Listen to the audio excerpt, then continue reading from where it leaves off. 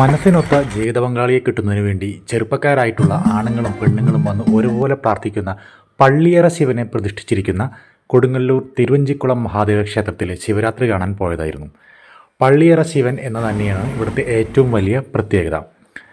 നല്ലൊരു ജീവിത പങ്കാളിയെ കിട്ടാൻ വേണ്ടി ഇവിടെ വന്ന് ഒരുപാട് പേര് പ്രാർത്ഥിക്കും. രാത്രി 8 മണിക്കാണ് ശിവനെ പള്ളി ഉറക്കുന്ന ചടങ്ങ് നടത്തുന്നത്. അതിനുവേണ്ടി ഒരു പള്ളിയറ തന്നെ ഇവിടെയുണ്ട്. അതിൽ കട്ടിലും ബെഡും പില്ലോയും എല്ലാം ഒരുക്കിയിട്ടുണ്ട്. കൂടാതെ വളരെ ചരിത്ര പ്രാധാന്യമുള്ള ഒരു ക്ഷേത്രം കൂടിയാണിത്. സംഘകാലഘട്ടത്തിൽ തിരുവഞ്ചിക്കുളം അറിയപ്പെട്ടിരുന്നത് വഞ്ചി എന്ന പേരിലായിരുന്നു.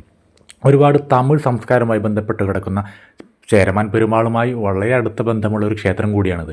അതുകൊണ്ട് തന്നെ തമിഴ് വിശ്വാസം അനുസരിച്ച് ഇത് കേരളത്തിലെ ഒരേയൊരു ശൈവ തിരുപ്പതി ക്ഷേത്രമാണ്.